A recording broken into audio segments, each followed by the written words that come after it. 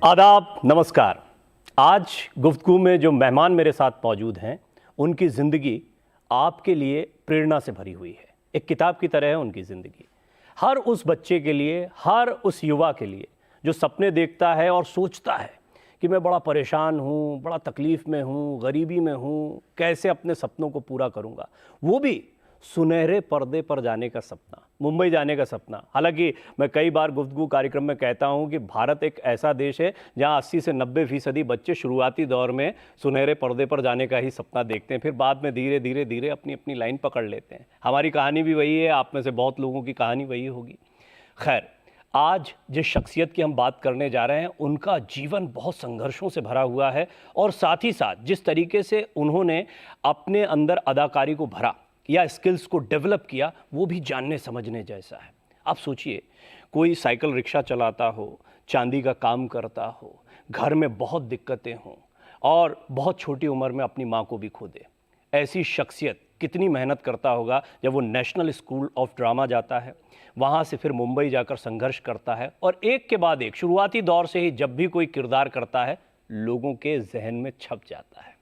आज मैं बात कर रहा हूं शानदार एक्टर यशपाल शर्मा की, जिनसे हम बातचीत आज करेंगे गुफ्तगू में, और उससे पहले उनका ये सफ़र।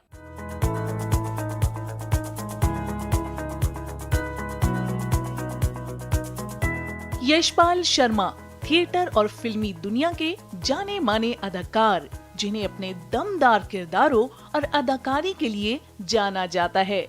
हरियाणा के हिसार में एक लोअर मिडिल क्लास फैमिली में पैदा हुए यशपाल शर्मा को बचपन से ही एक्टिंग का शौक था और दशहरे के दौरान वो रामलीला में हिस्सा लिया करते थे। हालांकि इनका बचपन और जवानी काफी मुफलिसी में बीते, लेकिन यशपाल शर्मा के मजबूत इरादों ने इसे कभी भी अपनी मंजिल की रुकावट नहीं बनने दिया। साल 1994 में यशपाल शर्मा ने नेशनल स्कूल ऑफ ड्रामा से ग्रेजुएशन करने के बाद 2 साल तक National School of Drama repertory company में काम किया और उसके बाद फिल्मी दुनिया में पहचान बनाने के लिए यशपाल शर्मा मुंबई आ गए, जहां गोविंद निहलानी की फिल्म 1084 की मां से इन्होंने अपने फिल्मी करियर की शुरुआत की। साथ ही कई फिल्मों में छोटे मोटे रोल्स भी किए, लेकिन यशपाल शर्मा को बड़ी पहचान मिली फिल्म लगान के लाखा और गंगाजल के सुंदर यादव जैसे किरदारों से, जिन्हें यशपाल शर्मा ने इस तरीके से निभाया कि लोग उसे आज भी याद करते हैं।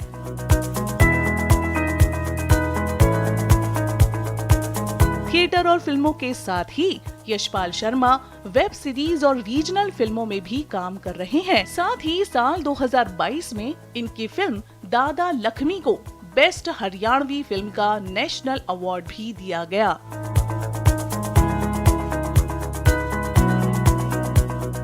यशपाल शर्मा के एक्टिंग स्टाइल ने इन्हें एक अलग ही पहचान दी है और इनकी कामयाबी इनके हौसले और कड़ी मेहनत की मिसाल है।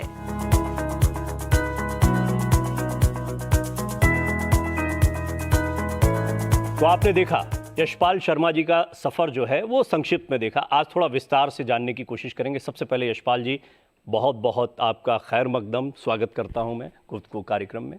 अहो भाग्य। मैंने जैसा कहा, शुरुआती संघर्ष, आपके बहुत सारी चीज़ें हैं आपके जीवन के बारे में। इतने लंबे करियर के बाद में जो आपके फैंस हैं वो जानने का प्रयास करते हैं। आपने कई इंटरव्यूज़ में ये बातें बताई हैं। मैं आपसे शुरुआत में सबसे पहली चीज़ जो मेरे जहन में आती है वो ये जानना चाहता हूँ कि हिसार का वो यशपाल जिसने जीवन के ये कष्टप्रद समय देखे या ये परेशानी का समय देखा, और आज यशपाल शर्मा अपनी सोच में, अपनी जहनियत में कितना अंतर पाते हैं? देखिए, एक तो मैं आपको थोड़ा करेक्ट करना चाहूँगा कि वो आप कष्टप्रद मत बोलिए। वो मेरे मतलब जीवन के सबसे बड़ा खजाना है। क्या बात। और आज भी मैं उसको याद करता हूँ। तो मेरे जैसा लकी जो इतना कुछ लाइफ में मतलब जिया हो, वो बहुत कम होता है। और आजकल तो खैर वैसे भी टीवी, मोबाइल और सब ने मतलब तहस नहस कर दिया है बचपन को, ज़्यादातर बच्चों के बचपन को, क्योंकि वो जो गेम्स या वो जो तकलीफ़ें या वो भाग दौड़, पतंगे लूटना, ये खेल, वो सब अभी ऑलमोस्ट ख़त्म हो चुके हैं। कभी कहीं किसी गांव में होंगे तो होंगे। वो जो यशपाल था जिसने डिस्कवरी ऑफ इंडिया, कथा सागर, मालगुडी डेज, ये जो है ज़िंदगी, बुनियाद, हम लोग और ये तमस वगैरह देख करके जो जिया, और उन्हीं से मतलब वही पता नहीं क्यों वही अच्छा लगता था। शायद इसलिए मुझे तब पहचान नहीं थी कि कौन एक्टर अच्छे हैं कौन बुरे। मुझे कि हम फिल्में छुप छुप के देखते थे, मतलब भाग के घर से, क्योंकि अलाउड नहीं था, गलत माना जाता था। तो वो कुदरती एक टेस्ट ऐसा डेवलप हुआ कि मतलब वही लोग पसंद आते गए जो ओम पुरी, नाना पाटेकर, नसीरुद्दीन शाह, अमरीश पुरी, स्मिता पाटिल, शबाना आजमी, पता नहीं क्यों उत्पल दत्त, यही तरह इस तरीके के एक्टर ही पसंद आने लगे। और लगा यार ये है असली एक्टिंग। और धीरे धीरे मुझे तो नहीं पता था कि मेरा कैरियर इसमें जाना है या कुछ क्या करना है, लेकिन हाँ आज लगता है कि कुछ इंट्यूशन या कुछ टेलीपैथी या कुछ तो था ऐसा कि क्यों वही पसंद आए लोग, क्यों वही एक्टर पसंद आए। तो अब लगता है कि शायद विचारधारा उस तरीके की थी और रियलिज्म की तरफ और रियलिस्टिक, क्योंकि इसीलिए वो लोग या उनकी एक्टिंग पसंद आई। मैं एक चीज़ इस पे जानना चाहता हूँ, क्योंकि मैं साइकोलॉजी का भी विद्यार्थी हूँ, तो उस नाते मैं आपसे पूछना चाहता हूँ, आपको ऐसा लगता है कि एक एक्टर जो है वो पैदाइशी एक्टर होता है, उसके अंदर वो कीड़ा कहीं ना कहीं होता है? क्योंकि आपके जैसे हालात थे उसमें सपने देखना, आपने ठीक कहा कि वो खजाने की तरह होता है, और शायद आपको इतना मजबूत बनाने में उस जो भी उस समय वो समय काल रहा है उसका बड़ा योगदान रहा है। लेकिन फिर भी आपको लगता है कि पैदाइशी आपके अंदर ऐसा कुछ था, या कोई टर्न आया, आपको लगा कि नहीं यार एक्टिंग जो है ये शानदार काम है, इसको करना चाहिए? देखिए, ये कई एक्टर ऐसा बोलते हैं कि पैदाइशी नहीं होता, आप डेवलप करते हो। नहीं, डेवलप करते हैं, लेकिन पैदाइशी है तभी, नहीं तो फिर हम सूखा इमोशन, बिना इमोशन के सूखी एक्टिंग और रस भरी एक्टिंग में फ़र्क समझ में आता है साफ।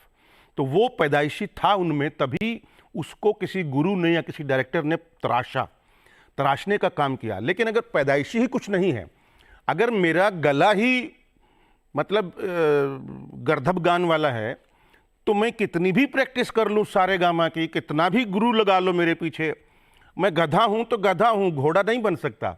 हाँ, झाड़ पोंछ के थोड़ा डंडा मार के थोड़ा सा खच्चर बन जाऊँगा, लेकिन घोड़ा नहीं बन पाऊँगा। तो मुझे हमेशा से ऐसा लगता आया है कि पैदाइशी होता है, तभी उसमें कुछ ना कुछ होता है अंदर, गाने में, डांस में या एक्टिंग में, तभी आगे जा कर के वो निखरता है।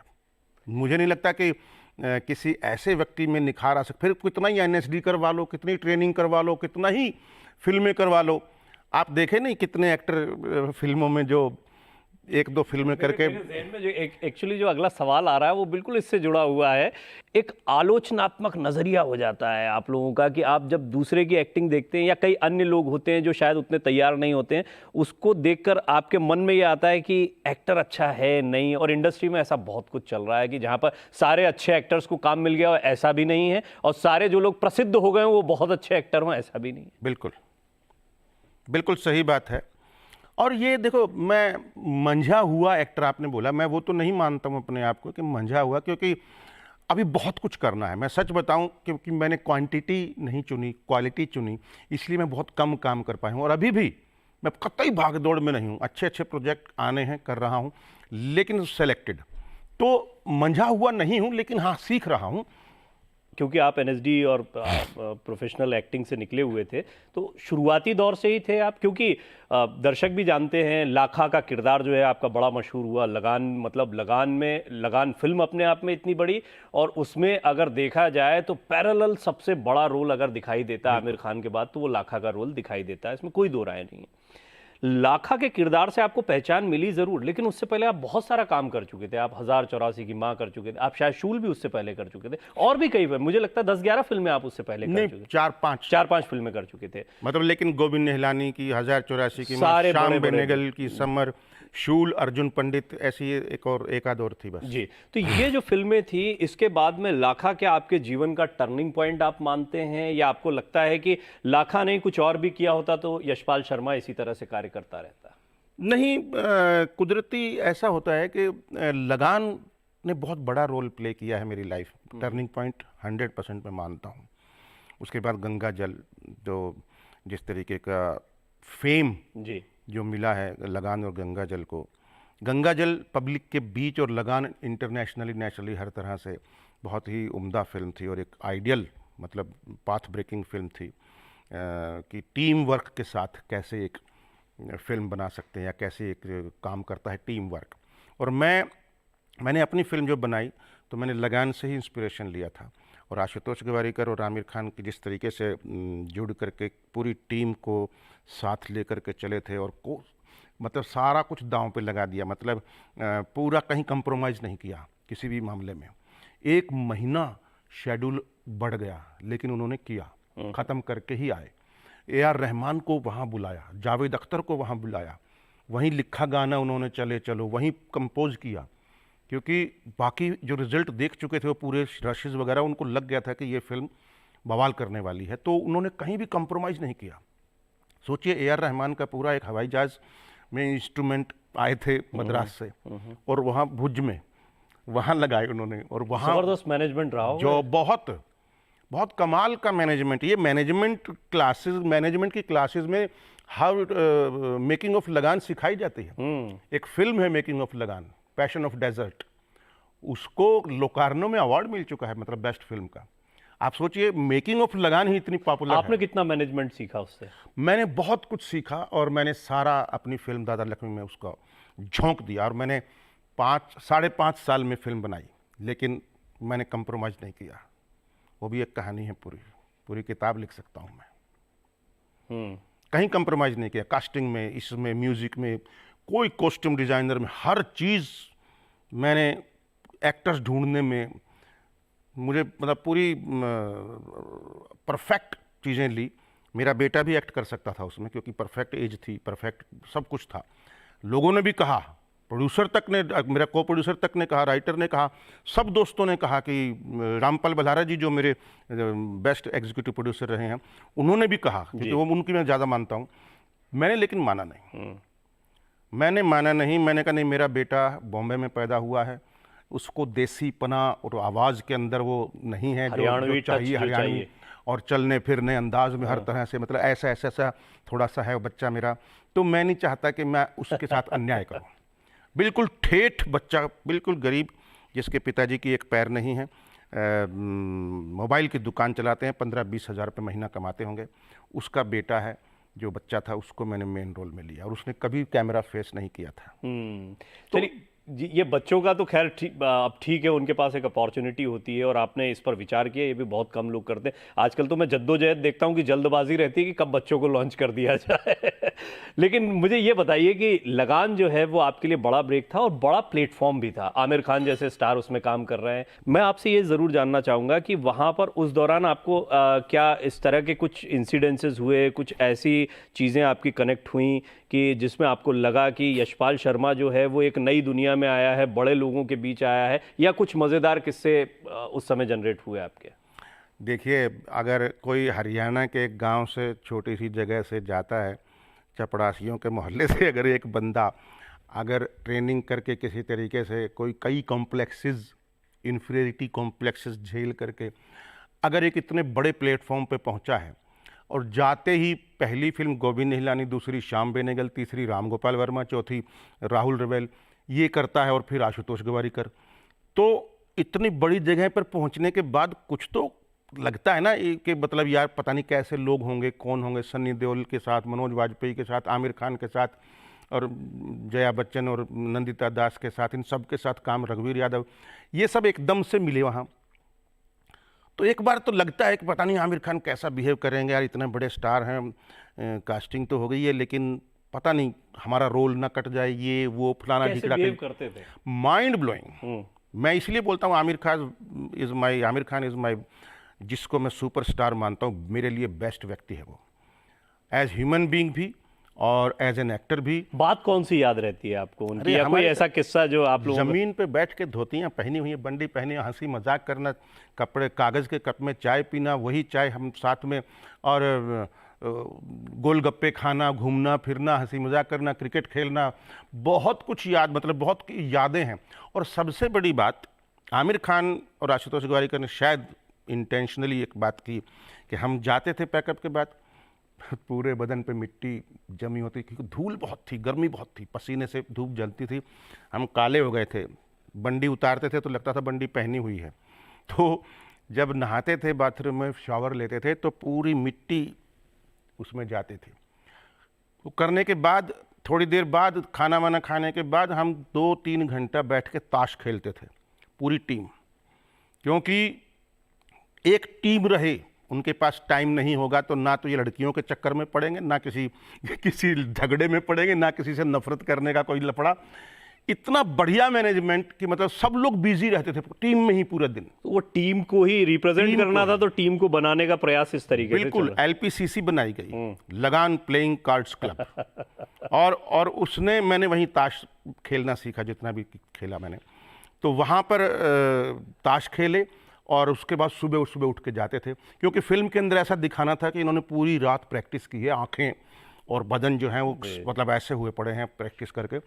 तो बाकायदा इसको हमने जिया 5.5 महीने। And I salute the captain of the ship Ashutosh Gowariker and Aamir Khan. One stretch था सारा, वन स्ट्रेच। और ये अनुभव भी अपने आप में हमको बीच में 10 दिन का गैप मिला था, क्योंकि 10 दिन सिर्फ अंग्रेज़ों का शूट करना था। तो बस 10 दिन का गैप था, अदरवाइज 5.5 महीने स्ट्रेच। अच्छा, मैं बुंदेलखंड को थोड़ा जानता हूँ, हरियाणा और पश्चिम यूपी, क्योंकि अब रह भी रहे हैं वहाँ पर, तो उसको भी जानते। यहाँ की जो बोली है, और आपके अंदर वो ठेठ अंदाज भी रहा हो, हिसार में आप पले बड़े हैं तो हरियाणवी अंदाज रहा होगा, भाषा रही होगी।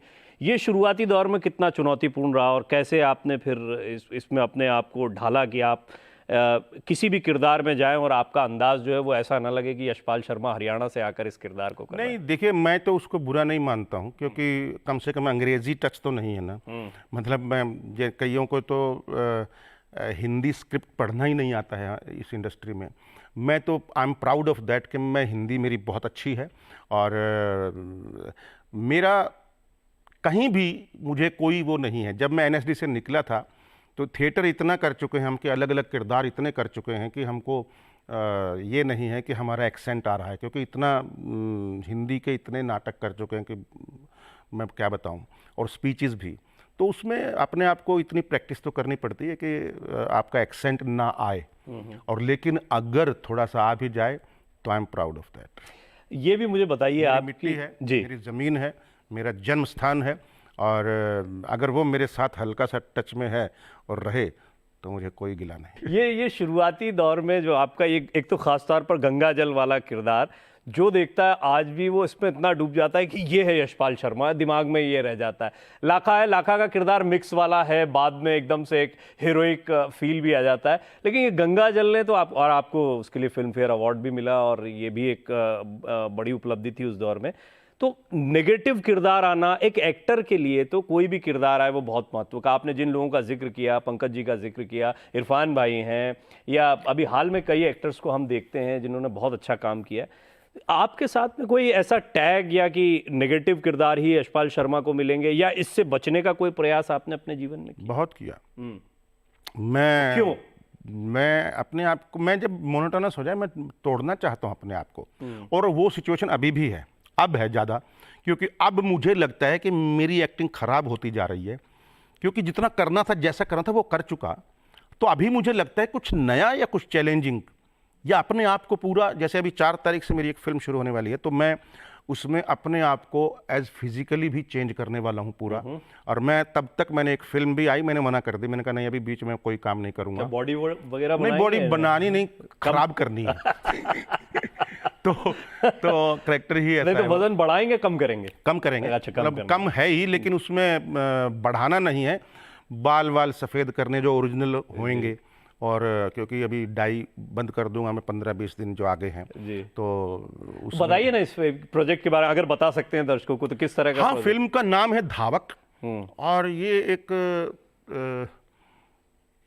योगेश भारद्वाज हैं, हमारे ट्रेनिंग लिया इन्होंने 3 साल का एक्टिंग का, यहाँ से सुपवा से, जो पंडित लक्ष्मीचंद यूनिवर्सिटी है रोहतक में, वहाँ से पास आउट हैं। और वो एक फिल्म उन्होंने लिखी है और डायरेक्ट की है। तो उसने लिखने के बाद खूब मेहनत करके दूसरा, तीसरा, चौथा ड्राफ्ट बना करके, वो सबसे पहले मेरे पास फ़ोन आया कि मैं आपको सुनाना चाहता हूँ। तो मैं आया, मैं थका हुआ था बहुत, फिर भी मैंने बुलाया कि चल आजा, और मेरे को नींद आ जाएगी सुनते सुनते ऐसा लगा। वो आया और उसने कहानी सुनाना शुरू की। मैं ऐसे था, सुस्त सा बैठा था, लेकिन धीरे धीरे सुनता गया, और मैं ऐसा उठा, और मैं विश्वास नहीं करेंगे, अंत तक मैं बोला यार ये फिल्म बना, तू ये फिल्म बना, कुछ भी करके बना। वो बहुत खुश हुआ, बोला बस मैं अब तो छोड़ूंगा नहीं, बनाऊंगा। उसने तुरंत अपने प्रोड्यूसर लिया एक, और उसने काम किया उस पर, और उसने उसको बिलीव दिया, मेरा नाम लिया, मैंने उसको बिलीव दिया, and we are now making a film, very good film. सारी क्रीम एक्टर, जो अच्छे अच्छे एक्टर हैं, चाहे एक लाइन का रोल है तो भी अच्छे एक्टर ले रखे हैं उसने। और उसमें एक किरदार है जिसमें उसी के लड़के का फादर, जो एक्चुअल में उसके फादर थे, उनका किरदार मुझे करना है। तो वो पूरी क्योंकि उसने जिया है पूरी फादर को लाइफ भर, तो किस तरीके से वो शराब पीते थे, किस तरीके से वो मारते थे, किस तरीके से उसका बचपन बीता, और किस तरीके से उनकी त्रासदी क्या थी, क्या कारण थे, क्या सब कुछ उसके अंदर है। तो मेरे लिए बड़ा चैलेंज है वो। तो एक नए उसमें ढलना, या उसको अपने अंदर ढालना, उसकी तैयारी चल रही है।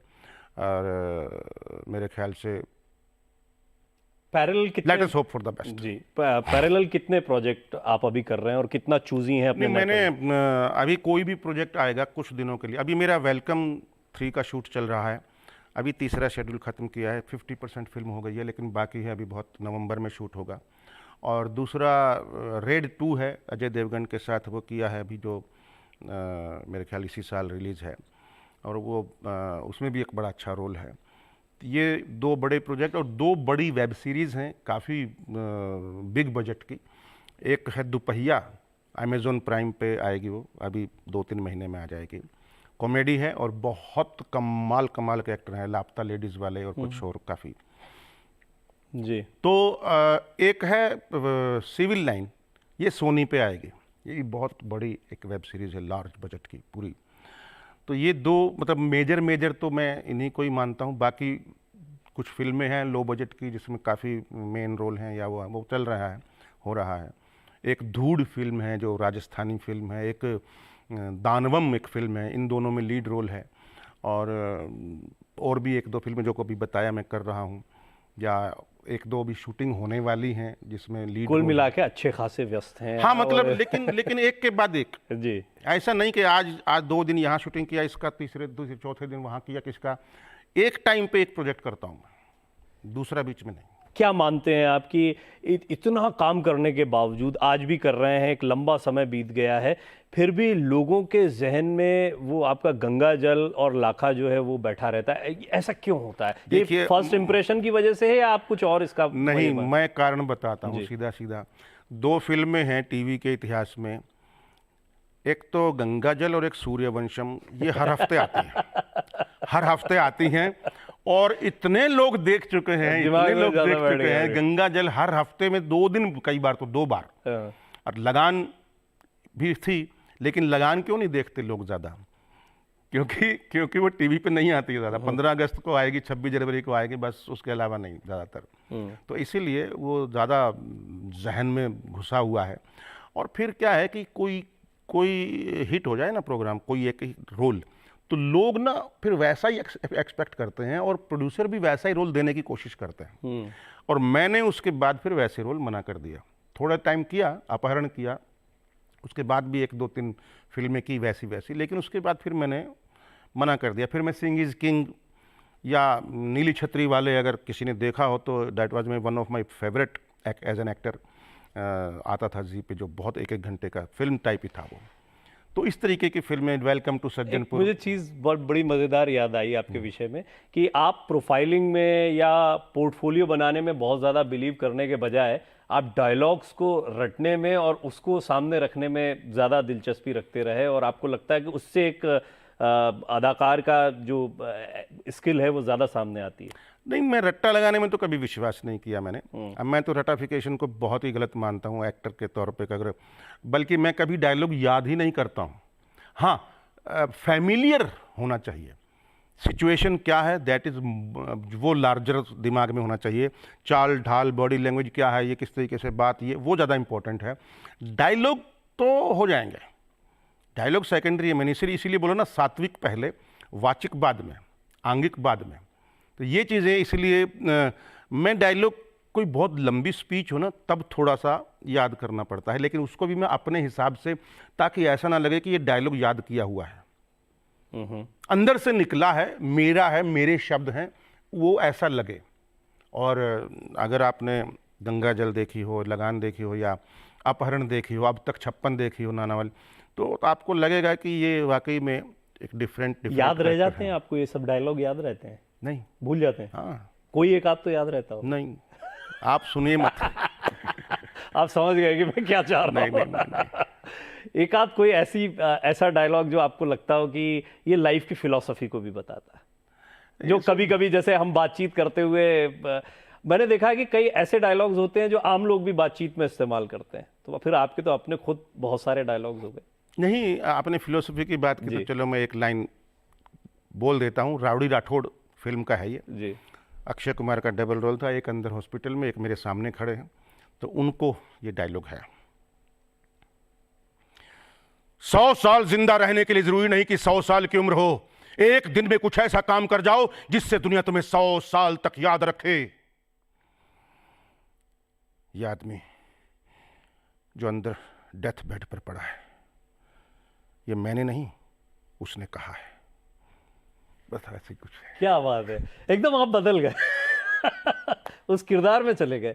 कुछ आपके फेवरेट किरदार कौन से हैं ऐसे? आपको राउडी राठौर याद आया, देखिए इतने सब में, और वो एकदम एक अलग किस्म की फिल्म है, शायद एकदम मसाला फिल्म जिसको कहें, साउथ का एक रीमेक है, लेकिन आपको वो किरदार याद आया। कौन कौन से किरदार आपको याद हैं और आपको लगता है कि हाँ ये मेरी जो फेवरेट कुछ फिल्में अगर मैं बोलूं एज एन एक्टर, तो अब तक 56, अपहरण, वेलकम टू सज्जनपुर, हाँ कमाल, चमेली में छोटा रोल था लास्ट के 10-15 मिनट, लेकिन वो रोल बहुत स्ट्रॉन्ग था। अगर आपको याद हो, करीना कपूर के साथ में बहुत ही अहम मैं मानता हूँ उसको। सुधीर मिश्रा की खैर सारी फिल्में मैं आई लाइक देम। और मैक्सिमम अगर मैं बोलूँ तो लगान गंगाजल से भी ज़्यादा बेटर मुझे परफॉर्मेंस अब तक 56 और अपहरण में लगती है। नो डाउट मेरी फेवरेट है अब तक 56, तो जो है बहुत सारे लोगों को बहुत पसंद है। हालांकि यही मैंने कहा कि कुछ चीज़ें रह जाती हैं, लेकिन लोगों को ये भी अंदाज़ा होता है जब वो देखते कि अरे हाँ यशपाल शर्मा तो यहाँ थे और इतना कमाल का काम उन्होंने। आपने बिल्कुल ठीक कहा कि टेलीविज़न पर बार बार हिट होने की वजह से भी लोगों के जहन में कई बार कुछ किरदार। अब तक 56 नाना पाटेकर का कमबैक था जी, उससे पहले इंडस्ट्री में काफ़ी सालों तक मतलब उन्होंने कुछ नहीं किया, और आपका किरदार बड़ा स्ट्रांग था उसमें, बहुत स्ट्रॉन्ग किरदार। जी जी बिल्कुल। और मुझे बहुत लोगों ने बोला अरे नाना पाटेकर रोल कटवा देगा, अरे वो गालियां बकता है, बदतमीज है, ये है।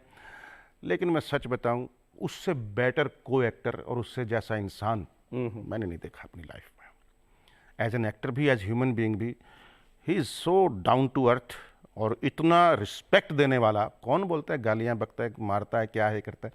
मेरे साथ तो नहीं। इसका मतलब वो मैंने उन्हें पूछा, उनसे अपहरण के दौरान पूछा ना, अब तक 56 नहीं, अपहरण के दौरान पूछा तो बोले अरे यशपाल क्या है कि ये साला टेढ़ी उंगली करनी पड़ती है घी निकालने के लिए ना, कई लोग बदतमीज़ हैं तो उनको बदतमीजी से उनके साथ बिहेव करना पड़ता है।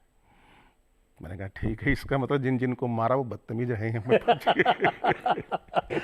अच्छा, मुझे ये भी एक बात बताइए कि कभी जीवन में सपना देखा होगा कि इन अभिनेताओं से, ये बहुत सारे लोग देखते हैं, अब आजकल आपसे भी मिलते होंगे, तस्वीरें हमने देखा आप स्टूडियो में आए, कितने लोग आपके साथ तस्वीरें खिंचवा रहे हैं, लेकिन आपका सपना रहा हो कि कभी इनसे मिलूंगा और फिर बाद में आप उनके साथ एक्ट करते हुए दिखाई दिए और आपको गूज़ बम्स आया हो कि अरे मैं कभी सोचता था कि आपके साथ। देखिए, मैं ना फोटो खिंचाने के हक में कभी नहीं रहा मैं। खैर, जब पहली फिल्म थी मेरी बॉम्बे में गोविंद निहलानी की 1084 की में, तो जया बच्चन का कमबैक था और जया बच्चन भी काफ़ी सालों बाद कोई फिल्म कर रही थी, तो अमिताभ बच्चन ने क्लैप दिया था, मुहूर्त। और मैं जब नया नया आया ही था बॉम्बे, तो लोग ना फोटोग्राफर को बोल रहे थे, मोबाइल तो नहीं थे, फोटोग्राफर को बोल रहे थे कि अमिताभ जी के साथ एक फ़ोटो। अच्छा, मैंने नहीं खिंचवाई। मैंने मन में बोला कि अमिताभ जी आपके साथ एक फिल्म करूंगा कभी ना कभी। क्या बात है। फिर मुझे एक फिल्म मिली दीवार, जो बाद में दीवार दूसरी, लेकिन वो मैंने मना कर दिया क्योंकि कैरेक्टर आपको कैरेक्टर नहीं, कैरेक्टर ठीक था, लेकिन मेरा नाटक चल रहा था और मेरी डेट क्लैश हो रही थी, तो मैंने उनसे बोला कि या तो डेट एडजस्ट कर लो और या फिर पैसा इतना दे दो कि मैं नाटक छोड़ दूँ थोड़ा देर। तो मेरा ही नाटक था डायरेक्ट, मतलब मैं एक मेन रोल, तो वो मैंने कहा फिर मैंने नहीं किया। तो फिर आज बाद में आरक्षण फिल्म की हमने साथ में, अमिताभ जी के साथ ही मेरे मैक्सिमम सीन थे। तो मैंने उनको बताया ये बात, तो बड़े खुश हुए। एंड ही रिस्पेक्ट मी, मतलब मैं वो नहीं बोलता हूँ, लेकिन मैं सच में बोलता हूँ कि जब भी मैं उनसे मिलता हूँ ना, वो बहुत रिस्पेक्टफुली बात करते हैं। क्योंकि मुंबई से आया मेरा दोस्त, जब अभिषेक बच्चन के साथ मैंने की थी एज विलेन, तो अमिताभ जी आए थे और वहाँ 3-4 दिन रहे थे हमारे साथ, साथ में खाना गाना वाना सब करते थे हम लोग। बहुत अच्छा टाइम बीता था वो, उनका नया साल पे आए थे। करीना कपूर, करिश्मा कपूर, अमर सिंह जी, अमिताभ बच्चन, जया बच्चन सब आए थे, तो बड़ा अच्छा टाइम लगा जी। अब आजकल ऑक्यूपेंसी एक्टर्स की ऐसे भी बढ़ गई है कि ओटीटी ने बड़ा ऑप्शन दे दिया है। अब मैं देख रहा हूँ तो आपकी व्यस्तताएं और ज़्यादा बढ़ी हैं, आपको अब और ज़्यादा चूज़ करना पड़ रहा है कि इसके साथ काम करूँ, इस सीरीज़ को करूँ, अपना काम करूँ, हरियाणवी फिल्म बनाऊँ, या पुराने कई प्रोजेक्ट हैं उन पर ध्यान दूँ। नहीं, मेरा चिड़िया की आंख पे नज़र रहती है। मैं जब एक काम में डूबता हूँ तो मैं दूसरे के बारे में सोचता नहीं ज़्यादा, क्योंकि फिर उस काम में परफेक्शन आना थोड़ा मुश्किल है। तो मुझे पता है कि मुझे क्या करना है, तो ओटीटी में भी मैंने सेलेक्टिव वो चुने हैं। तो मैं बहुत ज़्यादा काम में विश्वास नहीं रखता हूँ कि खूब ज़्यादा कर लूँ। हाँ, मतलब अच्छे रोल हों तो फिर मैं एक के बाद एक कई त्यागने पड़ते हैं। मैंने बड़ी बड़ी फिल्में त्यागी हैं इस चक्कर में। जैसे सरकार थी, सरकार में मेन विलन अमिताभ के अगेंस्ट मुझे मिला था, राम गोपाल वर्मा का, लेकिन मैं नहीं कर पाया क्योंकि जानू बरुआ की एक फिल्म छोटी सी बजट की वहाँ सिक्किम में मैंने उनको दे रखी थी डेट्स। और भी दीवार का मैंने बताया, बंटी और बबली का बताया मैंने, पार्ट 1 का, उसमें भी मुझे रोल दिया, मैंने नहीं किया, नहीं कर पाया। और भी बहुत सारे फिल्में हैं ऐसी जिसमें ये दबंग 2, हाँ, और ये अक्षय कुमार की जो बड़े वो दांत और डाकू सा दिखता है, कौन सी फिल्म थी वो, उसमें तो बहुत लंबा रोल था, लेकिन नहीं कर पाया, नहीं किया, क्योंकि खूब सारा काम, खूब सारी चीज़ें करके उसमें मैंने इसलिए नहीं किया कि अक्षय कुमार के साथ में हूँ पूरी फिल्म में। मैंने कहा मैंने साथ वाले अभी नहीं करना भाई, साथ में क्या कर रहा हूँ, मेरा कैरेक्टर क्या है वो तो बताओ तो मैं करूँ। तो फिर तो समझ में आती है बात। बोला नहीं 3 लोग हैं इम्पोर्टेंट हैं बहुत, वो तो अपन इम्प्रोवाइज़ करेंगे। मैंने कहा नहीं यार छोड़ दो, अभी इम्प्रोवाइज़ करेंगे, अगर तो सारे ही इम्प्रोवाइज़ करें तो बात अलग है। अभी मैंने शूल में भी मैं बड़ा गुस्सा था।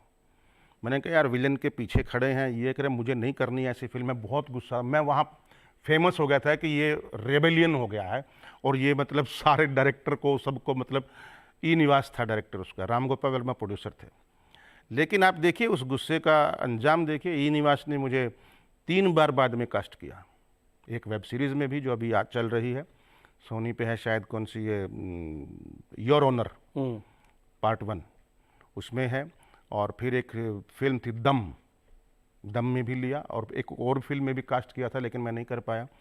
तो मेरे ख्याल से ये जो एक चापलूसी वाले जो भाव होते हैं ना, कि डायरेक्टर नाराज़ हो जाएगा, प्रोड्यूसर नाराज़ हो जाएगा, ये सब दबा लो, छोड़ो, मत बोलो। अरे काहे नहीं बोलो यार, किसके कोई किसी ने खरीद लिया क्या हमको? किससे डरना क्यों है, किस लिए डरना है? आप मुझे बड़े एक जो आपकी किस्मत में लिखा होगा ना, यहाँ पे जो लिखा होगा कोई माई का लाल छीन नहीं सकता। काहे को अच्छी जगह पर इस बातचीत को ले आया जब आपने कुछ बैनर्स की बात की है। मैं आमतौर पर देखता हूं कि चाहे वो कहानीकार हों, चाहे वो म्यूजिशियंस हों, चाहे वो एक्टर्स हों, एक गुट सा बन जाता है। ये इस ग्रुप का है, भट्ट साहब का एक ग्रुप बन गया, यशराज बैनर का एक ग्रुप बन गया। आप भी किसी ग्रुप का हिस्सा रहे, और प्रकाश झा साहब की ज़्यादातर फिल्मों में आपका दिखना क्या है, इस ओर इशारा करता है कि ये ज़रूरी भी है? देखिए, अगर वो गुटबाजी है तो गलत है, लेकिन अगर वो एक टीम है, क्रिएटिव टीम है, और वो अपने जान पहचान के क्रिएटिव लोगों को अंदर लाते हैं, तो ये तो मैं भी करता हूँ, कोई भी करेगा। लेकिन जहाँ तक गुटबाजी का सवाल है, I am not in favour of that, because गुटबाजी क्या होता है कि कितना भी टैलेंटेड हो, दूसरे गुट का हमको नहीं लेना, ये गलत है। अगर मैंने बताया ना, मेरे बेटे को मैं कास्ट कर सकता था, तो गुटबाजी वो होती अगर मैं उसको कास्ट कर लेता और एक टैलेंटेड बच्चे का हक मार लेता, तो वो गलत है। आप देखिए, गोविंद निहलानी, श्याम बेनेगल, राम गोपाल वर्मा, ई निवास, राहुल रवेल, ये सुजीत सरकार, और कितने लोगों के साथ में काम कर चुका हूँ, राजकुमार संतोषी, सब लोग, सुभाष घई, प्रकाश झा कौन सा गुट, कहाँ गुट, मेरा तो कोई गुट समझ में ही नहीं आता। मैं तो किसी गुट का नहीं, और मैं सब गुट का हूँ, मुझे ऐसा लगता है। तो इसीलिए अगर किसी को ऐसा लगता है कि मैं उस गुट का हूँ, नहीं लेना, तो भाड़ में जाए। इसमें मेरा नुकसान नहीं, आपका नुकसान है। कभी रिग्रेट करते हैं कि ये रोल नहीं करना था? हाँ, कई बार होता है ऐसा। जैसे कोई एक आध बताएं। वो तो होता है कि कई बार यार ये फिल्म गलत चुन ली यार, ये गलत, ये सबके साथ होता है, मेरे साथ ही नहीं। तो रिग्रेट तो होता है, कई बार फिल्म करते करते ही रिग्रेट हो जाता है कि ये मैं क्या कर बैठा। अभी मैं नाम नहीं लूँगा, लेकिन मैं अभी एक शॉर्ट फिल्म किया मैंने, बहुत अच्छी स्टोरी थी, मेन रोल था, मेरी वाइफ का रोल। मैं पूछता रहा कौन कर रही, कौन कर रही, कौन कर रही, ताकि मैंने बोला कि अगर नहीं है तो एक्ट्रेस अच्छी लो, मतलब मैं बता दूंगा, बहुत एक्टर हैं। बोले नहीं नहीं वो हो गया कास्ट। मैंने कहा मैं नाम भूल रहा हूँ, बता दूंगा। ठीक है भाई। शूटिंग पे गया, उन्होंने अपनी भतीजी को लखनऊ से स्पेशल बुलवाया हुआ था एक्टिंग के लिए, और वो इतनी डफर एक्ट्रेस थी। मैं बोलता, मैंने उनके मुंह पे बोला, मैंने कहा आपने किसी का हक क्यों मारा? वो मैडम बोली कि मुझे करना ही नहीं था, ये लेके आ गए, मुझे बुला लिया इन्होंने। मैंने बोला आप क्यों मतलब ऐसा कर रहे हैं, ये क्राइम है ये। अब मेरी पूरी फिल्म खराब कर दी आपने, एक भी सीन ढंग का इनके साथ हो नहीं पाया मेरा, कोई रिलेशनशिप नहीं, कोई आई कांटेक्ट नहीं, कुछ नहीं, क्या करें, ये ऐसी फिल्म बनाएंगे? बोला नहीं नहीं आप चिंता मत करो, मैं एडिटिंग में ठीक कर दूंगा। मैंने कहा एडिटिंग में तो ठीक कर देंगे, पर वो कहाँ से लाएंगे वो एक एक्ट्रेस जो मतलब मैं समझ नहीं पाया। तो मुझे इसमें बड़ा गुस्सा आता है कि कोई, चलो 19-20 हो तो समझ में आता है कि चलो कुछ तो हो, चलो आप अपने जानकार को दो, अपने बेटे को हीरो बना लो, लेकिन कुछ तो हो, तैयार तो कर दो उसको पहले। ठीक बात। सीधा ही मतलब एक्सपेरिमेंट के लिए 17 फिल्में दे दोगे? आप थोड़ा तैयार कर दो ना। कितने लोग मेहनत करते हैं ना यार। रणवीर कपूर ने क्यों नहीं की फिल्म जब तक वो तैयार नहीं हो गया? ऋतिक रोशन ने क्यों नहीं फिल्म की जब तक वो तैयार नहीं हो गया? ऐसे बहुत एग्जाम्पल है। चाहे कैसे भी एक्टर हो, टाइगर श्रॉफ ने भी जी जान लगा करके फिल्मों में आए हैं, तो मेहनत तो कर रहे हैं ना, कम से कम मेहनत तो करते हैं। हिट या फ्लॉप बाद की बात है। एकदम से पैराशूट लैंडिंग नहीं होनी चाहिए। अगर आपको करना भी है तो आप तैयारी करके आइए, आप उस विधा को सीखिए, समझिए। रिग्रेट क्योंकि एक डायमेंशन होता है किसी के जीवन को समझने का, इसलिए मैं पूछ रहा हूँ। कुछ ऐसी फिल्में भी होंगी जो छोड़ दी होंगी और बाद में हिट हो गए हों किरदार, और आपको लगा यार ये गलत छोड़ दिया? सर सिर्फ एक गलती हुई है, बाकी कोई नहीं। हाँ। बाकी सारी फिल्में फ्लॉप हुई हैं जो मैंने छोड़ी हैं। एक फिल्म जो है ना, ये सलमान खान का कमबैक था वो, और प्रभुदेवा डायरेक्टर थे, और महेश मांजरेकर भी थे उसमें। प्रकाश राज, वांटेड फिल्म मैंने छोड़ी, और मेरे सामने ऑफर था कि प्रकाश राज वाला रोल या महेश मांजरेकर वाला, कोई भी बोलो। और मैंने वो जो मना की, किसी भी वजह से समझ लो, पैसों की वजह से डिले होता गया। और प्रॉब्लम ये थी कि वो मैंने भी मना नहीं कि, मेरा एक सेक्रेटरी था, अब मैं उसका भी नाम नहीं लूँगा, वो उनकी वजह से मना हुआ, और उसका रिग्रेट है मुझे आज तक कि मैंने वो फिल्म नहीं छोड़नी चाहिए थी। हालांकि वो नहीं होती तो प्रकाश राज हिंदी इंडस्ट्री में जिस तरीके से आए वो मुश्किल होता, क्योंकि वो उनकी एक तरीके से पदार्पण था उनका Hindi film industry. Hindi film पहली फिल्म जी बिल्कुल बिल्कुल। और महेश मांजरेकर जी ने अपना रोल किया, वो तो खैर वो भी एक अच्छे एक्टर हैं। जी। अच्छा, अब क्योंकि हम चर्चा को अंतिम दौर में ले जाएंगे तो मैं कुछ फटाफट चीज़ें आपसे पूछूंगा। अभी यशपाल शर्मा बहुत फोकस्ड हो गए हैं और जीवन के मकसद अब सिर्फ एक्टिंग तक सीमित नहीं होकर कुछ और भी हो गए हैं, या बड़े परिप्रेक्ष्य में अब आप अपने मकसद को कैसे देख, आज के यशपाल शर्मा कैसे देख? बिल्कुल, आज मैं यही समझ रहा हूँ कि एक्टिंग की तरफ के बजाय डायरेक्शन की तरफ और अच्छे प्रोजेक्ट बनवाने में हेल्प। जैसे मेरी वाइफ ने एक बहुत कमाल की फिल्म लिखी है, she is also from NSD, हमारे बैच से ही हैं, और उन्होंने 3-4 फिल्में डायरेक्ट की हैं, शॉर्ट फिल्में, और एक डॉक्यूमेंट्री जो पूरे इंडिया में काफ़ी अवार्ड जीत चुकी है, इंटरनेशनली भी। तो वो उसकी एक कहानी है, उसको बनवाएं, किसी तरीके से बनवाना है। मेरी जो पार्ट 2 है ये फिल्म, और 2-3 प्रोजेक्ट और हैं, उसको एक एक करके बनाना है। और किसी एक ऑटो बायोपिक है, एक बहुत ही कमाल के पुलिस के व्यक्ति हैं अनिल राव जी, उनकी लाइफ के ऊपर एक बनाना है। इस तरीके से कुछ प्रोजेक्ट हैं जो मैं चाहता हूं कि वो अच्छे बने, और कईयों को मुझ पे आस है, मेरे ऊपर आस है कि यशपाल जी अगर करेंगे या बनवाएंगे तो बन जाएगी। तो एक टीम बन जाती है। होता यह है कि कम से कम हरियाणा में तो ऐसा है कि मैं काम करता हूं तो सब लोग काम करना चाहते हैं उस फिल्म में और जुड़ना चाहते हैं, और अभी वैसा ही हो रहा है। तो क्योंकि दादा लक्ष्मी ने जो एक पहचान दिलाई, मिसाल कायम एक की है। जगह बनाई है उसने नहीं, एक फिल्म में। मिसाल माइलस्टोन जी। की तरह काम किया है और आने वाले सालों सालों सालों तक वो एक यादगार रहेगी और मील का पत्थर रहेगी।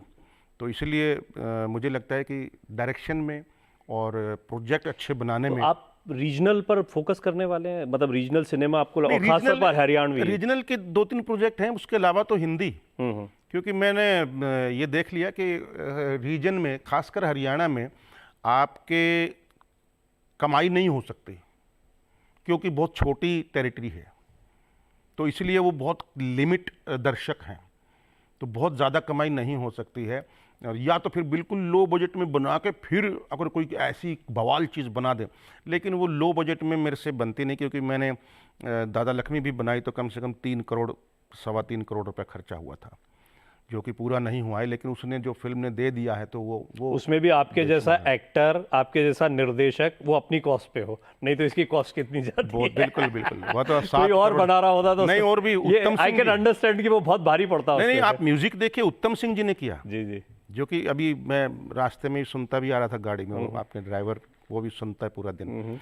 और मतलब ये दिल तो पागल है का किया था क्या उन्होंने, उत्तम सिंह जी ने? जी जी बिल्कुल। दिल तो पागल है और गदर, जी जी। ऐसा ऐसा म्यूजिक दिया उन्होंने। और इस फिल्म का कमाल का म्यूजिक दिया उन्होंने।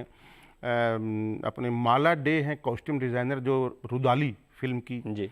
और जो अपने प्रकाश झा के जो आर्ट डायरेक्टर हैं जयंत देशमुख, श्याम बेनेगल के जो एडिटर हैं असीम सिन्हा, ये सबको मैंने जोड़ा अपनी फिल्म पर्सनल कॉन्टैक्ट आपके ज्यादा काम आए क्योंकि आपका अपना प्रोजेक्ट बिल्कुल। था। हाँ, अगर ये मैं इन सबकी कॉस्ट देना शुरू करूं तो 10 करोड़ के ऊपर चला जाए बजट। और इसी में तो खर्चा होता है। तो ये आपके साथ एक, लेकिन दादा लक्ष्मी ने आपकी लाइफ को कैसे एक टर्न दिया है कि नेशनल अवार्ड मिला उसको, ये एक बड़ी बात है। आपको बहुत मुबारकबाद इस बात की। हरियाणवी फिल्मों को लेकर लोगों की सोच बदलने में आपने एक बहुत बड़ा योगदान दिया, इसके लिए भी मैं आपको बधाई देता हूँ। क्योंकि आमतौर पर जो भोजपुरी सिनेमा, हरियाणवी सिनेमा, इसको लेकर एक सोच बन गई। ऐसा नहीं कि अच्छा काम नहीं हो रहा, लेकिन वो इतना दब जाता है, प्रचारित नहीं होता है कि लोगों को लगता है कि यहाँ पर 2M दर्जे का काम हो रहा होगा। नहीं, कोई जानता ही नहीं था कि हरियाणा में भी सिनेमा बनता है। आपको अगर गोवा में फेस्टिवल में कोई फिल्म भेजनी हो तो 3 फिल्मों से ज़्यादा नहीं मिलेंगी हरियाणा में।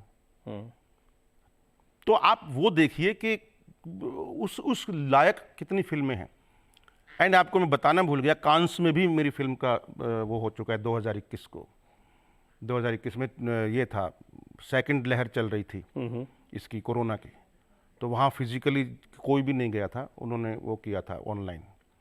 फिजिकली सिर्फ वही लोग थे जो वहाँ कांस में थे, बाहर से कोई नहीं थी, फ्लाइट में कोई नहीं आया था। तो उसमें भी दादा लक्ष्मी का एक ऑनलाइन हुआ था स्क्रीनिंग। तो I am proud of that. This is the only Haryanvi film जो इसमें आई। अच्छा, मेरी एक और जानकारी है, और वो सही जानकारी ये भी मुझे पता है, वो ये कि आप गाते बहुत अच्छा हैं। नहीं नहीं नहीं यार, मैंने बोला ना गर्भर गान। मेरी जानकारी बिल्कुल पुख्ता है कि आप बहुत अच्छा गाते हैं। नहीं, ये तो आपने किसी, चलिए देखते हैं एक बार, अगर देखते हैं अच्छा गाते नहीं गाते। नहीं, मैं अच्छा गाता नहीं, मैं तरन्नुम में कविता बोल देता हूँ। एक कविता आपकी जरूर सुनेंगे, क्योंकि मुझे आपके किसी फैन ने कहा है कि उनसे गाना जरूर सुनिएगा, पर आप कह रहे हैं तरन्नुम में कविता, तो मैं उसको वैसे ही मान लेता हूँ।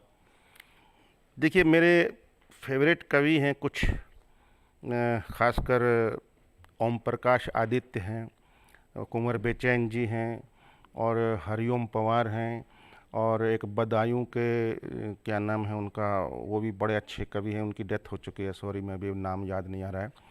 तो इस तरीके से काफ़ी कवि हैं जिनको मैं गाता हूँ, लेकिन मैं थोड़ी कुछ लाइनें ओम प्रकाश आदित्य की सुना देता हूँ। जी जी। कि जीतने की सोचोगे तो जीत ही मिलेगी सदा, हारे मन में तो जिंदगी से हार लोगे तुम। एक मनोवैज्ञानिक का ये मैंने लेख पढ़ा, जैसी धारा में बहोगे वैसे धार लोगे तुम। कि मैंने कहा मैं तो लखपति होना चाहता हूँ, पत्नी ने कहा फिर कैसे सार लोगे तुम। एक पत्नी के पति सलीके से हो न सके, लखपति होकर क्या तीर मार लोगे तुम।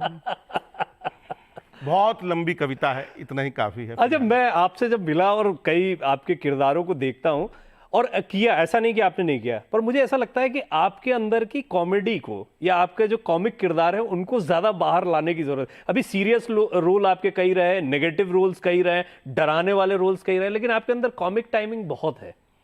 एक बात बताऊं, आपने दुखती रग पे हाथ रख दिया। नहीं, मैं देखना वाकई चाहता में हूं। मैंने नाटकों में इतनी कॉमेडी की है। जी। एक डेरियो फो है फ्रेंच राइटर, उनका एक नाटक है archangels don't play pinball game. हमने रॉबिन दास हैं यहाँ पर, जी, जी। उन्होंने करवाया था ये नाटक, बड़े न खेलें छोटे खेल, उसमें लीड रोल किया था मैंने लॉफ्टी का। वो 2.25 घंटे का नाटक फुल कॉमेडी और हंस हंस के पब्लिक पागल। भीष्म साहनी की एक कहानी थी लीला नंदलाल की, वो मैंने की श्री राम सेंटर में, वो हंस हंस के पगला। मुआवजे एक नाटक है एम के रैना जी का, वो भीष्म साहनी का ही लिखा हुआ, वो कमानी में वो हंस हंस के पगले। मगर ये सारे कॉमेडी नाटक हैं। रामजी बाली का एक नाटक है अभी ये मैंने किया था, कोई बात चले, हंस हंस के पागल, इतना कॉमेडी। ये नाटकों में जितनी कॉमेडी मैं कर चुका हूँ, फिल्मों में क्या है कि फिल्मों में किरदार नहीं मिल रहे वैसे। क्यों? मतलब मुझे नहीं पता। अब Singh is king comedy film है, हाँ। तो मेरे हिस्से में जितना आया मैंने कर नहीं, दिया। आपने किए हैं किरदार कई। आपका वासेपुर में जरा सा भी देखते हैं हम तो। गैंग्स ऑफ वासेपुर हो जी, गया, जी। या ये क्या नाम इसका, वेलकम टू सज्जनपुर जी, देखिए जी, आप, जी, उसमें जी। भी काफी बहुत अच्छी अच्छा कॉमेडी किरदार है वो भी आपका। तो जितना मिलता है उतना कर दिया, लेकिन एक इमेज बन चुकी है ना सीरियस की, लगान, गंगा जल, अपहरण, इस तरीके की अब तक 56 सीरियस रोल हैं सारे। तो मेरे ख्याल से लोगों को शायद अभी पता नहीं है कि मैं कॉमेडी भी ठीक ठाक कर लेता हूँ। अरे तो अब तो निर्देशक भी हैं आप। हाँ, तो अभी करेंगे ना, पहले जो हाथ में है वो तो कर लें। तो इसमें आप कुछ ऐसा सोचेंगे कि यशपाल शर्मा की ये कॉमिक टाइमिंग वाला या कॉमिक कैरेक्टर वाला, बिल्कुल, देखिए जो बाकायदा पूरा जोरदार तरीके से बाकायदा आइडिया और सब कुछ रेडी है। मैंने टाइटल भी रजिस्टर करवा लिया है, कॉमेडी फिल्म होगी और वो हरियाणा बेस्ड हिंदी फिल्म होगी। क्या बात है। और बहुत बढ़िया कॉमेडी होगी और उसका बवाल मैं उसका इंतजार कर रहा हूँ, पार्ट 2 खत्म करूँ तो उसको शुरू करूँ। ये मतलब आपने दिल की बात कह दी कि हरियाणवी कॉमिक टाइमिंग का तो अपना ही एक मजा है। वो ऐसा नहीं कि हरियाणवी टाइटल भी कमाल है। अच्छा, वो तो अभी डिस्क्लोज करेंगे नहीं आप अभी उसके लिए थोड़ा नहीं, डिस्क्लोज का है नहीं, कोई माइक ले नहीं सकता क्योंकि लाइफ टाइम मैंने रजिस्टर करवाया हुआ है। तो बताइए आप दर्शकों को जरा। एल बम तो एल्बम, ये म्यूजिक इंडस्ट्री के ठीक ऊपर है, है समझ गया आपकी बात। और बहुत बढ़िया इंटरेस्टिंग चीज़ है। चलिए, बहुत अब बढ़िया मुझे कुछ चीज़ें ये भी बताइए आपकी, अभी जो युवा आपको सुन रहे हैं और आपकी लाइफ का बड़ा संघर्ष रहा है, उसको कई इंटरव्यू आपने शुरुआत में कहा था कि इस पर काफ़ी मैं बात कर चुका हूँ, लेकिन मैं चाहूँगा कि वो थोड़ा सा बताएं जिसको आप कहते हैं कि उसको आप वैल्यू करते हैं, जिसको मैं कष्टप्रद बोल रहा था, आपने कहा करेक्ट करता हूँ, इसको मैं बहुत वैल्यू करता हूँ। वो समय में आपने शायद चांदी का काम भी किया है, पायजेब, मंगलसूत्र वगैरह बनाने का काम किया, आप साइकिल रिक्शा आपने चलाई है, आपने और भी कई काम किए, दुकानों पर काम किया है। हाँ, टिन की फैक्ट्री में काम किया है, किया है। सरसों का तेल जहाँ निकलता है, खल बिनोले निकलते हैं, खल निकलती है, सरसों का तेल निकलता है आँखों में, और ये टिन की फैक्ट्री में पूरे हाथ कट जाते थे, हम कपड़ा बांध के करते थे, पतरे होते थे, पतरे ब्लेड के जैसे, इस तरीके से। और भी बहुत पटाखे बेचने का काम बड़े भैया से सीखा मैंने, उन्होंने वो भी करते थे तो उन्होंने बहुत सिखाया। उन्होंने तो रिक्शा पे लेमन की बोतलें बंटे वाली जो होती हैं वो बेचते थे सारी घूम घूम करके। तो इस तरीके से बड़ा मज़ेदार जीवन था वो। मैं तो उसको बहुत प्यार करता हूँ। मतलब मेरे जहन में अगर आता है सुबह देखो 5 बजे उठ के ट्यूशन पढ़ाना, फिर कॉलेज जाना, फिर ऑफिस में पार्ट टाइम काम करना टाइपिंग वगैरह का, और फिर डेली वेजेस पे, और फिर शाम को नाटक की रिहर्सल भी करना, और फिर रात को आते हुए रात को रूखी सूखी रोटी खाना, दीवार कूद के, जैसा भी पड़ा है खाना ठंडा वंडा। तो बहुत तरीके के एक टाइम था जब मैं सिर्फ पार्ट टाइम चांदी का काम करता था। फिर मैंने चांदी का काम परमानेंट मतलब फुल डे कर लिया। इतना हो गया, 300 रुपये महीना से शुरू किया था। फिर मेरे अंडर मैंने 5, 6, 7, 8 वर्कर रखे और बनाना शुरू किया, क्योंकि मैं सीख गया था। कॉन्ट्रैक्ट लेना शुरू किया, चांदी लेता था, पाजेब बना के देता था, ऐसे करके। तो बहुत सारी चीज़ें हुई लाइफ में, और बहुत आटे की चक्की चलाया था मैंने, लेकिन 4 महीने। एक रामफल की दुकान, मतलब जिंदल, उसकी किराने की दुकान पे मैंने काम किया कुछ महीने। एक घर के अंदर झाड़ू पोछे का काम किया था, लेकिन 4-5 दिन।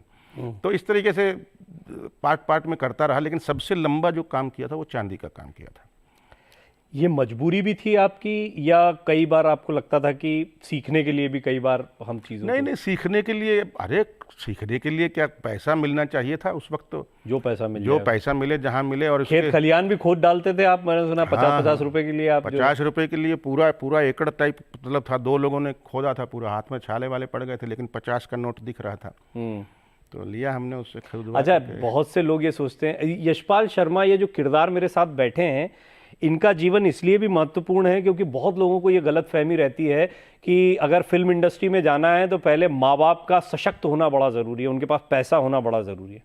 अब आप सुनिए कि इनके फादर करते क्या थे, आप बताएं थोड़ा सा फादर के बारे में। नहीं, पिताजी चपरासी थे, कैनाल डिपार्टमेंट में चपरासी थे, गवर्नमेंट जॉब थी, और पार्ट टाइम में वो रिक्शा चलाते थे शुरू में। फिर जब भैया 10वीं पास किया तो उन्होंने फिर साथ देना शुरू किया। मेरी मदर भी एक्चुअली स्वेटरें बुनती थी या कपड़े सिलती थी लोगों के, तो चलता था घर उसी से ही सब बढ़िया। लेकिन राजा थे हम, तब भी राजा थे, आज भी राजा हैं। तो ऐसा नहीं है कि ये जो बहाने देते हैं ना कि मैं गरीब हूँ या मेरे माँ बाप साथ नहीं दे रहे, या मेरे पास पैसे नहीं हैं, क्या करूँ, गवर्नमेंट साथ नहीं दे रही इसलिए कला की उत्पत्ति नहीं हो रही, ये सब बहाने हैं। जिसको करना होता है, आज तो सोशल मीडिया इतना स्ट्रॉन्ग है कि आप रील बना रहे हो ना, रील भी तो फेमस हो रही है ना, कितने लोग कर रहे हैं ना, तो आपका अगर अच्छा टैलेंट है तो आप छुपा नहीं सकते, छुप ही नहीं सकता, कोई माइका लाल रोक ही नहीं सकता आपको, अगर आपके पास टैलेंट है तो। संसाधन नहीं, आपकी स्किल्स क्या है वो ज्यादा इंपॉर्टेंट है। बिल्कुल। आप संसाधनों का रोना रो रहे हैं जबकि आपके अंदर वो चीज ही नहीं है जिसके लिए आप भाग रहे हैं, या जो मैं आप आपकी इस बात को एक लाइन में जी, मैं करता हूँ, अच्छी एक्टिंग और अच्छा सिनेमा जो है ना, पैसों से नहीं पैशन से बनता है। क्या बात है। अच्छा, अब हिसार में जाना होता है, उस बस्ती में, उस जगह पर, उस कॉलोनी बिल्कुल में? बिल्कुल बिल्कुल। वहाँ मैं लोग तो कैसे अब रिसेप्शन देते हैं आपको? बिल्कुल बिल्कुल अच्छा रिसेप्शन देते हैं। मुझे तो मतलब बताना नहीं पड़ता, मैं बताता नहीं हूँ, अदरवाइज मैं बोलूँ, क्योंकि वो अखबार वाले फिर टीवी वाले सब आ जाते हैं, तो इसलिए मैं चुपके से जाता हूँ, चुपके से आ जाता हूँ। लोग फिर सब जब मैं जानते आ हैं? जाता हूँ तब पता चलता है कि आ गए, फिर वो अखबार में एक आध कोई छाप देता है, तो किसी दोस्त के ज़रिए या किसी से पता चल जाता है, तो बस वो छाप देते हैं। फिर बाद में फ़ोन आते हैं कि अरे आए थे बताया नहीं, आए थे बताया नहीं, तो मैंने कहा मैं बस ऐसे ही आया था। जी, ये आपकी लाइफ जो है इतनी इंटरेस्टिंग है, इतनी दिलचस्प है और इतनी प्रेरणादायी है कि मुझे लगता है कि जितने लोगों ने भी इस बातचीत को सुना होगा उनके जीवन में भी ये परिवर्तन लेकर आएगी। आप जो कुछ बने उसमें हम देखते हैं, इन जनरल भी एक बात कही जाती है कि कुछ लोगों का बड़ा योगदान होता है। आप ऐसे कुछ लोगों को याद करना चाहेंगे आज गुफ्तगू के जरिए कि आपको लगता है कि हाँ, इन लोगों की वजह से आज यशपाल शर्मा बना? देखिए, बोलने के लिए लोग बोलते होंगे, लेकिन मैं मानता भी हूँ, और मेरी पहली टीचर या मेरी पहली प्रेरणा मेरी माँ है। सुबह 4 बजे से उठ करके रात 12 बजे तक जो लगी रहती थी और काम करती थी, सबसे पहली, और उन्होंने सिखाया कि बेटा तेरी आँख बता रही है तो झूठ बोल रहा है। तो ये पहली एक्टिंग ट्रेनिंग थी कि आँख बोल देती है झूठ है तो, और वो आज भी दिखता है हमको, कोई एक्टिंग कर रहा होता है तो आँखें बोलती हैं। तो ये जो पहला नाम तो पिताजी का है। दूसरा नाम मेरे बड़े भैया हैं, जिन्होंने मदर की डेथ के बाद पूरा घर को संभाला और सब भाई बहनों की शादी और अपने आप को सबको खड़ा किया, नौकरियां लगवाई, सब कुछ किया। वो मेरे इंस्पिरेशन हैं। उसके बाद एक लंबी फहरिस्त है, मतलब चाहे रोबिन दास कह लो, चाहे अनामिका हक सर कह लो, चाहे खालिद तैयब जी कह लो, चाहे बहुत सारे डायरेक्टर हैं जिन्होंने मतलब जिनके नाटक करके या मैं जिनसे बहुत कुछ सीखा हूँ। अभिलाष पिल्लई है मेरा क्लासमेट, वो भी कमाल का डायरेक्टर रहे हैं। फिर बॉम्बे में जाएं तो बॉम्बे के अंदर बहुत सारे लोग मिले ज़िंदगी में, जो खासकर एक दोस्त या एक गुरु या एक मेंटर जिसको मैं बोलता हूँ मिले थे, ओमपुरी जी, जिनके साथ बच्चे की तरह भी रहते थे और वो बाप की तरह भी और भाई की तरह भी, और रोते भी थे और हंसते भी थे, खिलाते भी थे। और दूसरे जो एक मैं जिनको गुरु मानता हूँ, जिनके साथ मैंने बहुत वक्त बिताया है, गुलजार साहब के मैंने 4 नाटक किए उनके लिखे हुए, और सलीम आरिफ जी ने डायरेक्ट किए हैं वो, और हमने उन नाटकों को अमेरिका क्या, दुबई क्या, और पूरे इंडिया में हर जगह पर कमाल के व्यक्तित्व रहे हैं। मैं उनका नाम लेना चाहूँगा, बहुत ही सिखाया है उन्होंने मुझे, बहुत कुछ दिया है, और उनका सेंस ऑफ ह्यूमर भी कमाल का है। अच्छा, हाँ, वो मैंने अपने हिसार में बुलाया था उनको एक नाटक के लिए, उनका नाटक था तो हम लेके आए थे लकीरें। तो खूब सारा सामान ले रखा उन्होंने। मैंने कहा सर 4 ही दिन तो है, इतना सारा सामान? अरे नहीं, हम यहाँ से रशिया जाएंगे। अच्छा, मॉस्को जा रहे हैं? वो मॉस्को जा रहे थे। तो मैंने कहा मॉस्को जा रहे हैं तो फिर कब आएंगे, अपना को मिलना था। अरे कितना, 7 दिन, 1 हफ्ता लगेगा। मैंने कहा 1 हफ्ता? फिर बोला हफ्ते का क्या है, 2 दिन में निकल जाएगा। हफ्ते की खोया है, 2 दिन में हफ्ते का क्या है, बोले 2 दिन में निकल जाएगा। मैंने एक बार तो सुन लिया, लेकिन लगा अरे क्या बोल गए। क्या भूल गए। और दूसरा, एक बार उर्दू एकेडमी लखनऊ में शो था एक खराशे नाटक का, और उसके बाद डिस्कशन था। तो गुलजार साहब उस माइक पे थे और इधर सवाल पूछे जा रहे थे प्रेस द्वारा और ऑडियंस द्वारा। तो एक शरारती व्यक्ति ने सवाल पूछा कि गुलजार साहब, आपका इजाज़त फिल्म का जो गाना है उसमें जो मेरा कुछ सामान लौटा दो, उसमें ये गीला गीला पानी नहीं, 116 चांद की रातें। 116 चांद की रातें क्यों, 116 ही क्यों? अब गुलजार साहब सोच में पड़ गए, थोड़ा सा सोचा, फिर बोले सॉरी 117 थी, गलती हो गई। आप सोचिए कैसे उसको उसी की भाषा में जवाब देना है कि वो निरुत्तर हो जाए। कमाल कमाल। और उनका अंदाज भी जो बहुत साइलेंटली, बहुत धीरे से वो बात को रखते हैं। रियली।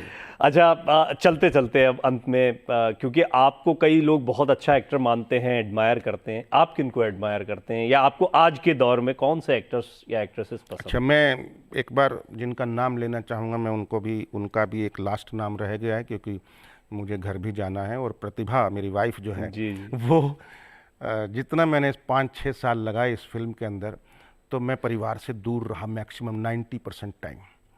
तो उसने जो झेला, बच्चों ने जो झेला, मैं उसको बहुत याद करता हूँ, क्योंकि ऐसे कोई नहीं करता। और जब बच्चे पैदा हुए थे तो उन्होंने अपना स्ट्रगल छोड़ करके, अपना काम छोड़ करके मुझे आगे किया कि जाओ जाओ जाओ। तो मतलब मैं उनका बहुत बड़ा, उनके अंदर भी उतनी ही संभावनाएं हैं कि वो उतनी ही प्रसिद्धि ज़्यादा, मुझसे ज़्यादा। और लेकिन कमाल की लेखिका है, कमाल का कविता, उनकी किताब आने वाली है अभी। जी। तो खैर ये बात थी।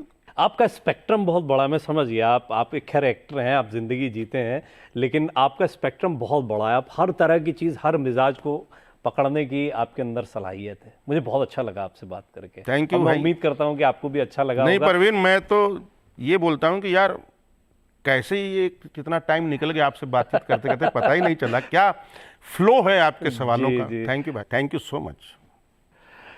तो ये थी यशपाल शर्मा जी के साथ एक मुलाकात। और जैसा मैं हमेशा कहता हूँ, ये जो कार्यक्रम है ये किताब की तरह है, और मैं उम्मीद करता हूँ कि उनकी जीवन की किताब जो रही, उनकी ज़िंदगी की जो किताब रही, उसके कुछ अहम पन्ने आपके सामने हम रख पाए होंगे। अगले हफ्ते एक नई शख्सियत के साथ फिर आपसे रूबरू होंगे। तब तक के लिए इजाज़त दीजिए।